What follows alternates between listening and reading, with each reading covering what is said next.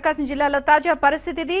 కొన్ని ప్రాంతాల్లో కొన్ని పోలింగ్ కేంద్రాల్లో ఈవీఎంలు మొరాయించడంతో కాస్త జాప్యం జరిగి మందకోడిగా పోలింగ్ సాగుతోంది. బట్ బారులు తీరి ఉన్నారు క్యూ లైన్లలో వృద్ధులు, మహిళలు. ఎంతసేపు అయినా ఓటు హక్కు వినియోగించుకుంటా ఉంటున్నారు. ఒకసారి కృష్ణా జిల్లా వెళ్దాం. కృష్ణా జిల్లాలో విజయవాడ తూర్పు నియోజకవర్గాల్లో పరిస్థితి ఏంటో చూద్దాం.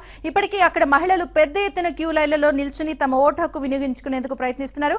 మరి కాసేపట్లో పోలింగ్ సమయం కూడా ముగిసిపోబోతోంది. అయినప్పటికీ లైన్లలో నిలబడి ఓటు హక్కు వినియోగించుకుంటామని చెప్తున్నారు. మరింత సమాచారాన్ని మా ప్రతినిధి లీలా అందిస్తారు. ఓటు లీలా. తూర్పు నియోజకవర్గానికి సంబంధించిన మొగల్రాజుపురంలో శ్రామిక విద్యాపీఠ దగ్గర ఉన్నాము. ఇక్కడ ఓటు వేయడానికి ప్రతి ఒక్కరూ చాలా ఇంట్రెస్ట్ చూపిస్తున్నారు. అయితే వీళ్ళు ఎండని సైతం లెక్క చేయకుండా మహిళలందరూ కూడా వచ్చి ఇక్కడ లైన్లో నిలబడి ఓటు వేస్తున్నారు. గొడుగుల్ని పట్టుకొని కూడా వచ్చి ఓటు వేసే పరిస్థితి అయితే కనిపిస్తుంది. అయితే ఇక్కడ లోపల పోలింగ్ అనేది మాత్రం చాలా లేటుగా జరుగుతుంది. ఓటర్లు మాత్రం చివర అసంతృప్తి వ్యక్తం చేస్తున్నారు. ఎందుకంటే చాలా లేట్ అవుతుందని. ఉదయం నుంచి కూడా ఇక్కడ పోలింగ్ బూతులు పనిచేయకపోవడం కారణం చేత చాలా మంది వెనక్కి వెళ్ళిపోయిన ఓటర్లు ఇప్పుడు మిట్ట మధ్యాహ్నం అయినప్పటికీ ఆడవాళ్ళందరూ కూడా వచ్చి ఇప్పుడు ఓటు వేసే పరిస్థితి అయితే కనిపిస్తుంది. చెప్పండి అమ్మా, అంటే ఇప్పుడు ఇక్కడ ఓటు హక్కును వినియోగించుకోవడానికి కూడా మీరు వచ్చారు. ఎలా ఉంది మీకు? ఎలా ఉందంటే కొంచెం అరేంజ్మెంట్స్ బాగుందేమో అనిపిస్తుందండి. సీనియర్ సిటిజన్స్కి కానీ వీళ్ళకి కానీ physically handicapped no separate arrangements అండి. అందరం ఒకే లైన్లో ఎండలో నుంచోవాల్సి వస్తుంది. అయినా కూడా మా ఫండమెంటల్ రైట్ కింద మేము అది చేసి ఏమైనా సరే ఓటు హక్కు వినియోగించుకోవాలని చెప్పి వచ్చామండి. ప్రతి ఒక్కరు మా ఓటు హక్కును ఖచ్చితంగా వినియోగించుకోవాలంటున్నారు.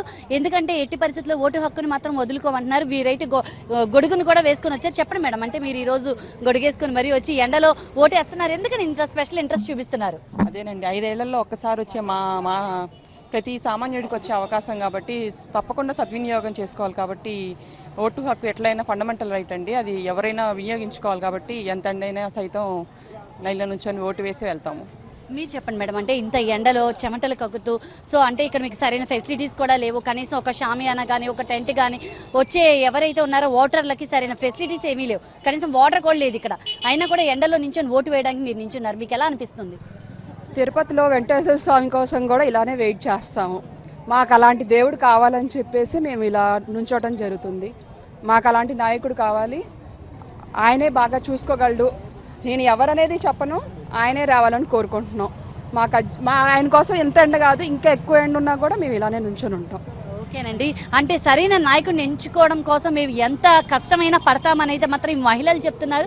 మహిళలు ఇంత ఎండలో, కేవలం మహిళలు మాత్రమే ఇంత ఎండలో వచ్చి వాళ్ళు గొడుగులు పెట్టుకొని చాలా కాళ్ళు కాలిపోతున్నప్పటికీ, పైన ఎండ బాగా ఎక్కువగా ఉన్నప్పటికీ కూడా ఎండను సైతం లెక్క చేయకుండా ఎంతోమంది మహిళలు వచ్చారు. చెప్పండి అమ్మా, ఈరోజు మీరు కూడా మీ ఓటు హక్కు వినియోగించుకోవడానికి వచ్చారు. ఎలా అనిపిస్తుంది? చాలా ఆనందంగా ఉంది, హ్యాపీగా ఉంది. ఫస్ట్ టైం వేస్తున్నాను నేను. అంటే ఇన్నేళ్లలో రాలేదు నాకు, ఇది ఫస్ట్ టైం నాకు. అంటే ఇంత ఎండ ఉంది కదండి, ఇంత ఎండను కూడా లెక్క చేయకుండా వచ్చి మీరు ఇంత చెమటలు కారుస్తూ కూడా ఎండలో నించున్నారు ఓటు హక్కును వినియోగించుకోవడానికి. మీకు ఎలా అనిపిస్తుందమ్మా? ఏ విధంగా చెప్పాలి? ఇప్పుడు ఫాల్ట్ అక్కడ జరిగింది, ఈవీఎం లేకపోవడం. మమ్మల్ని ఇబ్బంది పెట్టిన వాళ్ళు అయ్యారు. కానీ మా బాధ్యత మేము నెరవేర్చుకోవాలి కదా, తప్పలేదు మాకు. ఎండైనా వానైనా తప్పదు కదమ్మా. చూశారు కదా, మన బాధ్యత కదా, బాధ్యతని నిర్వర్తించుకుంటున్నాం.